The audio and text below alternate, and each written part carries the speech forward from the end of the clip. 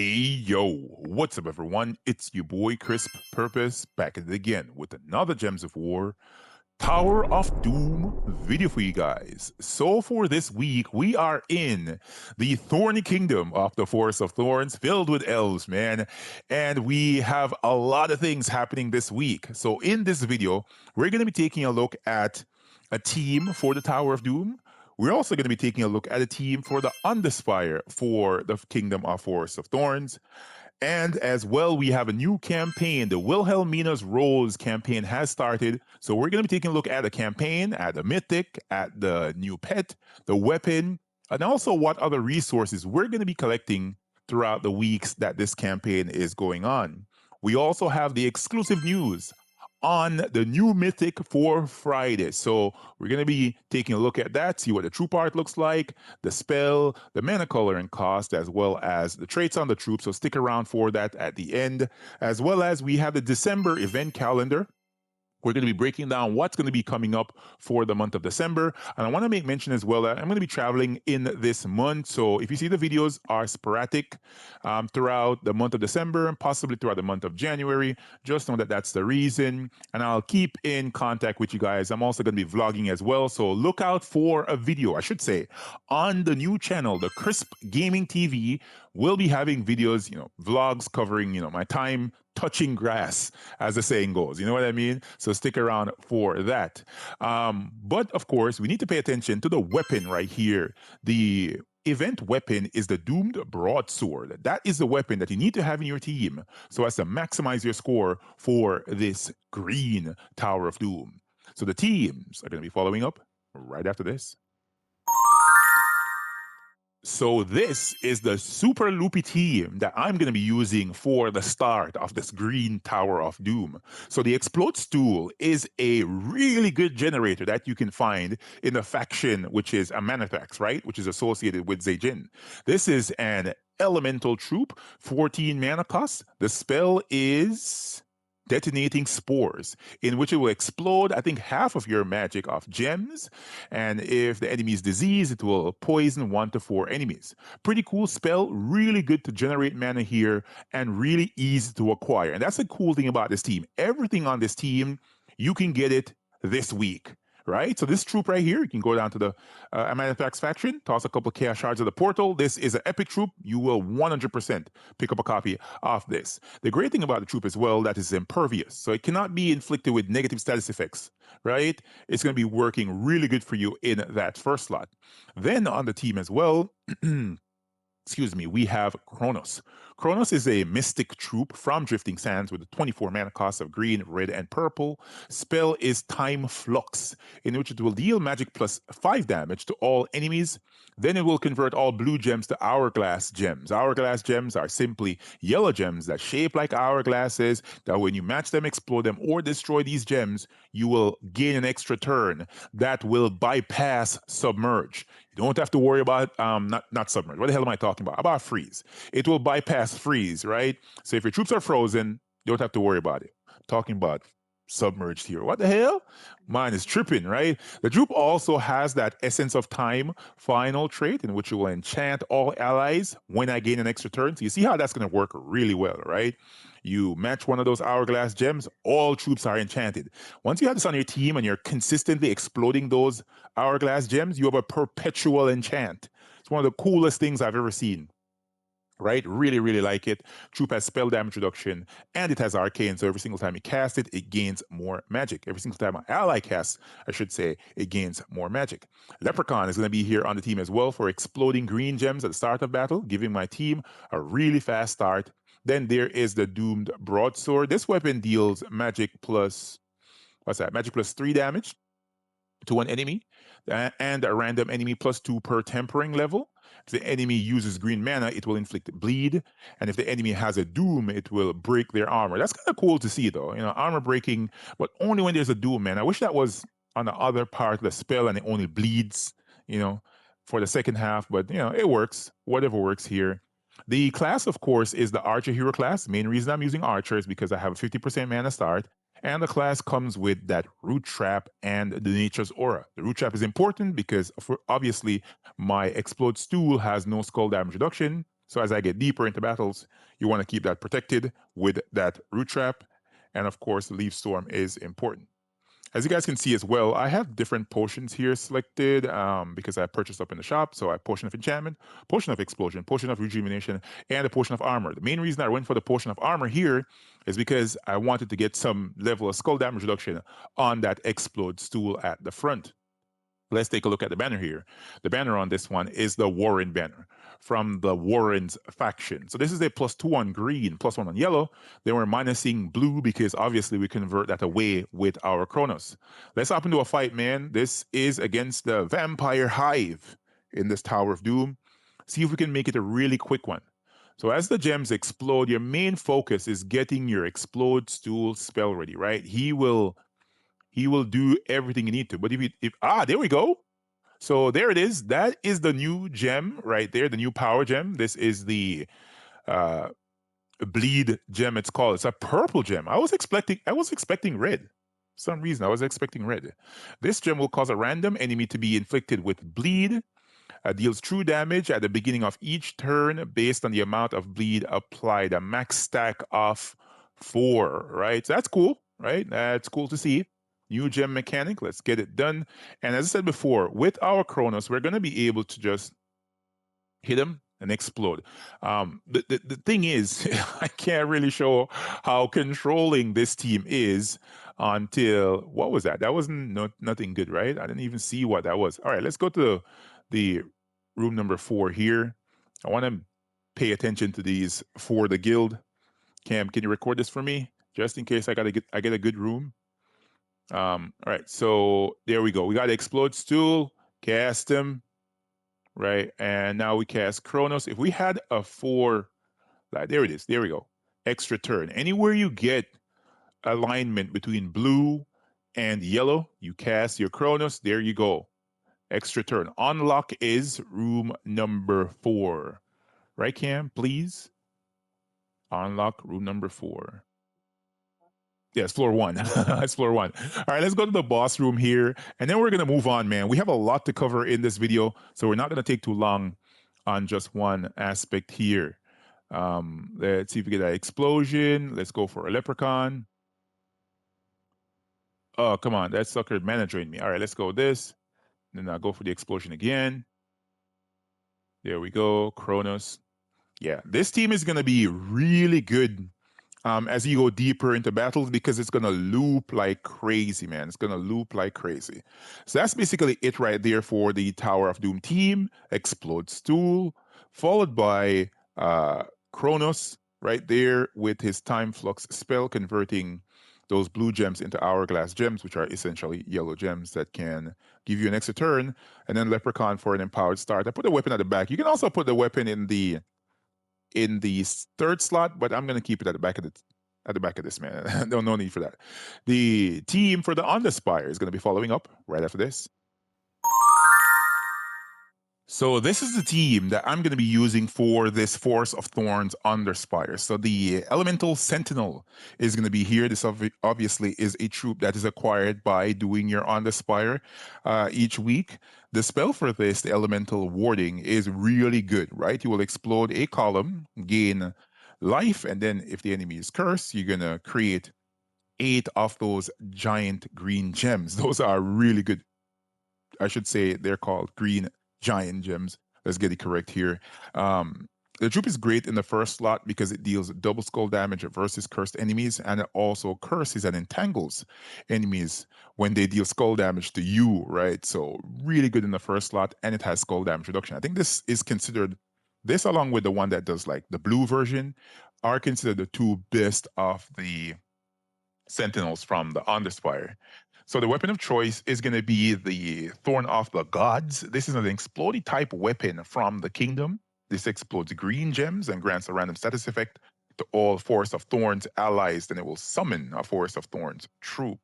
I'm using it with the Geomancer class because I want to give a 50% mana start to my Elemental Sentinel because it's an elemental construct. So this works really well for giving that troop that infused stone final trait. As you guys can see in the class as well, I have important talents such as, impact is okay.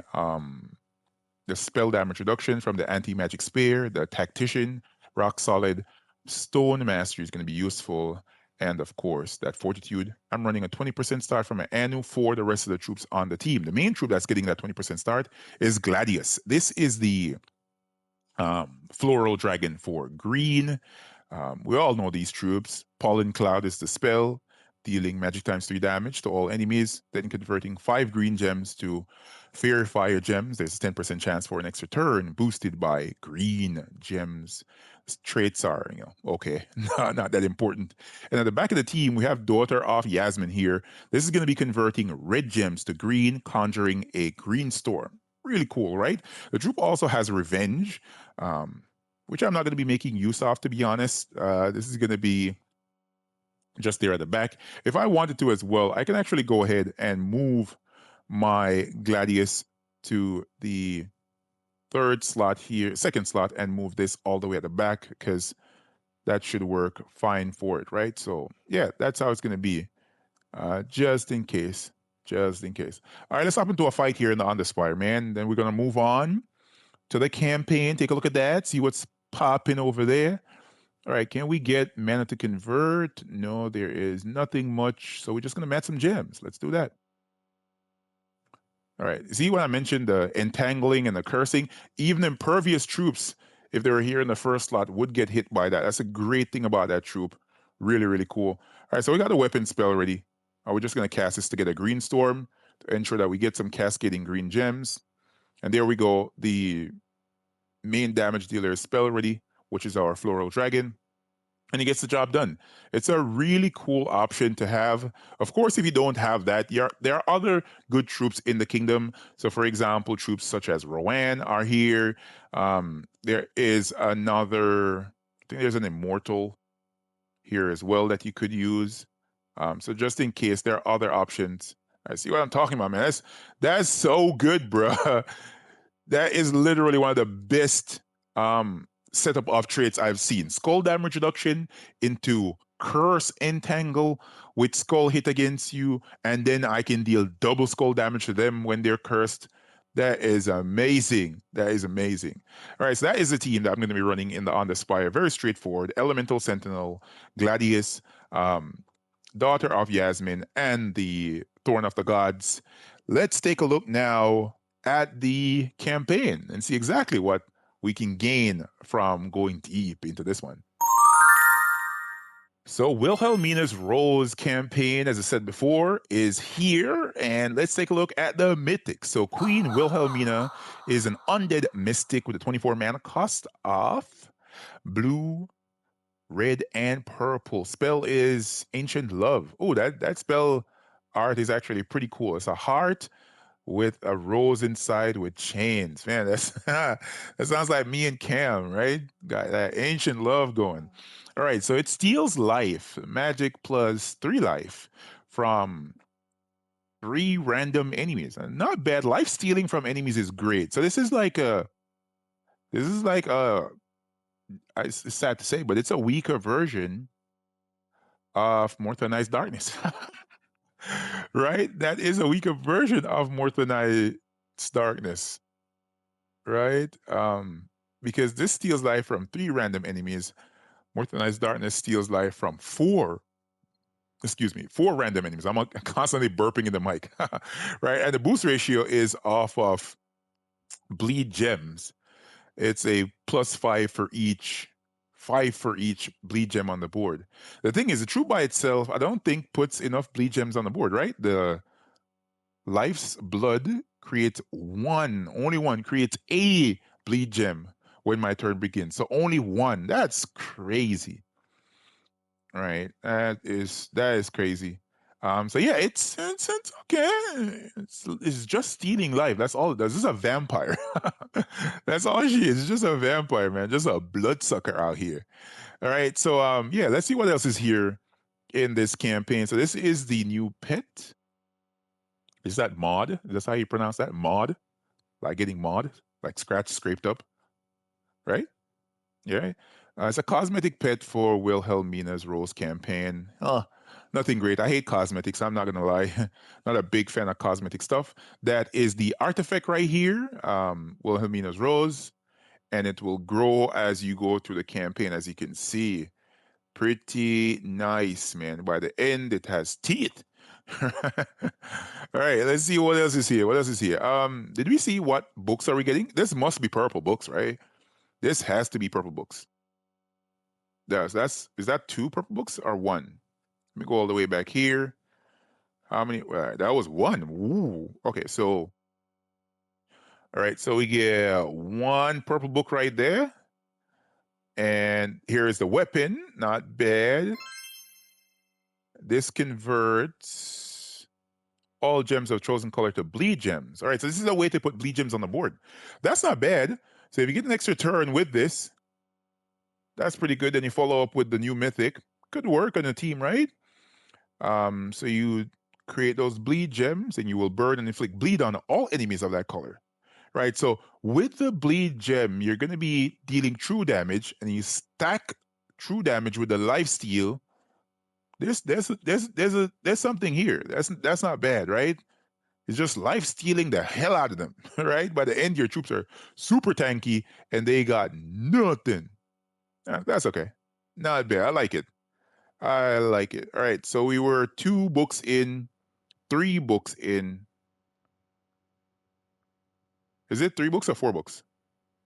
All right, 3 to 4 books so far. I think it's 3 books. I'm almost sure. Was it 3 books we checked last time? I think it was 3 books, right? I think that's book number 3. Then you get the Mythic, and then you start shining this. I wonder what the shiny spell does. If anybody knows in the comment section, let me know what the shiny spell for Queen Wilhelmina is gonna be doing. I might get that. I might get that. Right? The last Mythic I did not get max shiny. That has got it to shiny level 2. This one I might just get to shiny level 2 if it's really, really, really good. I might go for it, man. I'm not gonna discourage persons spending here. But of course, as you guys can see, we are most likely gonna be getting more books over here for these campaign tasks. So yeah, that's pretty cool. Not bad at all. All right, so we're done with the campaign. I think we've seen that we're going to be getting anywhere from 3 to 6 books, right, Cam? Something like that. And that's going to be purple books. Let's keep that in mind. That's purple, right? That's going to be really, really cool here. So, yeah, that's it for the campaign. So stick around. We're going to be taking a look at the upcoming Mythic. See exactly what it is, man. We'll be following it up right after this. So here is the new Mythic that's going to be coming up at the end of this week, right? So keep in mind, though, that this is a spoiler, and spoilers can change at any point in time. So don't be surprised if there are some changes to the spell and traits when the troop is officially released by the devs. So Yualti Settle is the name of this new Mythic troop, 24 mana cost of purple, yellow, and brown. Spell is Night Talons. It deals scatter damage, right? Boosted by purple gems. And if there is a storm, it will convert 4 yellow gems. Then it will create, I should say, 4 yellow gems. Then convert all yellow gems to purple. That looks cool, but it's not super OP. So if you think it's going to be super OP, take that out of your mind. One thing about it, though, this is really good board control. You're creating 4 yellow gems. Then you're converting all those yellows to purple. The troop uses purple, right? So if you have a storm, that's a purple yellow storm. Anything comes to mind, you know what I mean? That could actually prove to be pretty cool, right? Because combining those colors there back into itself with a little explosion from a particular class, a little bit of lightning strike happening, or if not lightning strike, maybe the Merfolk class could work. You know what I mean? 6, 7. Cam, what are you doing? Cam is distracting me over here, folks. Right? So yeah, that doesn't look bad. There is some level of board control with this troop. That's what you always want to see, right? If you see mythics and they're dealing whatever damage, if they're not killing, you want to maintain the turn. And that allows you somewhat to maintain the turn with the Night Talons for this this new mythic troop. The traits are Dark Storm, right? Song of Darkness, Dark Storm start the battle, which is not bad. Get a Dark Storm by itself, it could work. Spell block. Oh wow. Spell damage reduction of 50%. Ooh, this thing is gonna be nasty in the Kingdom of Suncrest in Explore. Oh wow, that's gonna be nasty. Gotta stun this. You have to stun this, right? This is basically what's her name?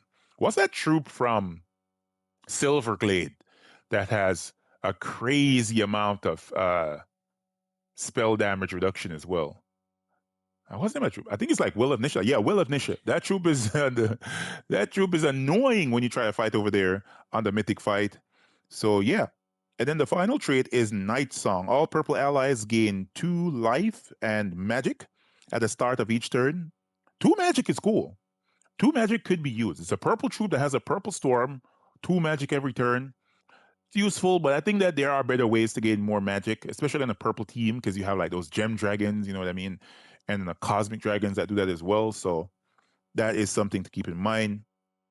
So yeah, that is the new mythic that we have for Friday. So save up your keys. I think you should be able to get a copy or two off this. Don't go over the top. 1 copy should be fine. 2 copies if you're fancy. 3 copies if you're Tyrion Shark. Right? All right. So the event calendar is what we're going to be taking a look at next. So here is the event calendar for December, man. So as you guys can see at the top, we're starting things off with the Forest of Thorns week. We're going to be having that Primal Rift faction assault on Tuesday, followed up by a pet on Wednesday. Thursday is obviously the class event for Archer. Pretty good class right there. Get that sucker all the way leveled. And of course, Friday is the new Mythic. And on the weekend as well. That's one of the reasons why everyone should have this new Mythic. We have a Vault weekend at the end of the week. So Vault, Vault, Vault, Vault, Vault, Vault. Everybody. Yeah,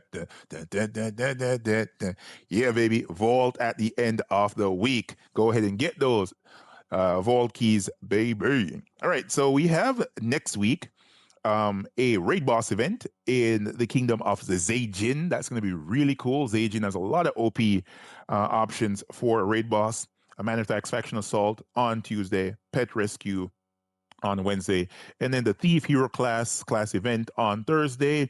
Weekend event is an expanded faction, right? So I don't remember exactly which faction it's going to be. It's not listed here. If anyone knows exactly which faction we're going to be assaulting on the weekend, let me know, man. Let me know. On the week of the 15th, we have a journey event for Pride Lands, right? That's going to be pretty cool. A lot of great troops are going to be added in that time. So see if you can be playing. Indrajit's Palace is a faction assault on the 16th. Then followed up with a pet rescue on the 17th and the 18th. We have the Sunspear class event. And then for that week as well, we have Guild Wars, right? That's going to be really cool. At the start of the week, I will be putting out a Guild Wars video. So look out for that. I'm going to make sure I put it out very early in the week, probably like Tuesday or maybe even Monday, man. In the evening, I might put it out just to get it out there because I'm going to be very busy that time. So I want to make sure I put that out for that entire week. Hopefully, you guys are successful in your Guild Wars battles. The Guild Wars is actually going to be focused on Daemon troops, and I have some killer teams. I'm not going to lie to you. My teams are the best. Straight up, I'm not going to hold it. I got some fire teams for you for this Guild Wars. So make sure you check out that video. And then on the 22nd of December, we have a world event for Karakot. Pretty good for that week. Durgarot Faction Assault on the Tuesday, which is the 23rd. And on the 24th, that's Christmas Eve, right? We should be having a brand new pet there. I think that entire week as well, we're going to be having the holiday event in that week. I think I showed a short with the upcoming Mrs. Crinkle. That's going to be the name of the what's he called again? That's the name of the the legendary troop that we're going to be getting for the event of that week, right? That's a holiday troop. Mrs. Crinkle is the troop. The troop is actually pretty good. It's a skull spamming troop that's not bad. For real, for real. Hopefully, we don't have that Bangate issue again like we had with Mr. Crinkle, right? Mrs. Crinkle should be much, much better. On the Thursday of Christmas, right, we're going to be having the Sorcerer class event. Sorcerer is an okay class, below average, to be honest. Weekend event is the Bounty Hunter event. The Christmas weekend is crazy for to have Bounty Hunter. It's actually not bad. Bounty Hunter is a solo event, so players should be able to get it done and get out of the way and then just get back to their celebrations with their families and friends. Then on the week of the 29th, we have an invasion, tower invasion for Hell Crag, right? Pretty good kingdom to have that in. Should be getting a couple new troops there as well. On the Tuesday, we have the Obsidian Depths Faction Assault, which is the 30th. That's the end of the month. And then on the 31st, we have a brand new no, that's not new. Sorry. Apologies. That's not new. That is not new at all. And yeah, the PvP season will be going on at that time as well. Axel Horde campaign is ended. And of course, we shall be in the Wilhelmina's campaign. So yeah, that is it for the calendar right there. I think I covered every single thing I needed to cover. If you guys and gals found this video helpful and informative, ensure that you smash that like button, comment. Let me know what you guys think, man, about this new campaign as well as the Mythic that's going to be coming out on Friday. Do you guys think it's going to be good? Are you going to be putting it together in a couple teams? Let me know your teams as well when we drop that video on Friday. And I'll catch y'all next one. Peace.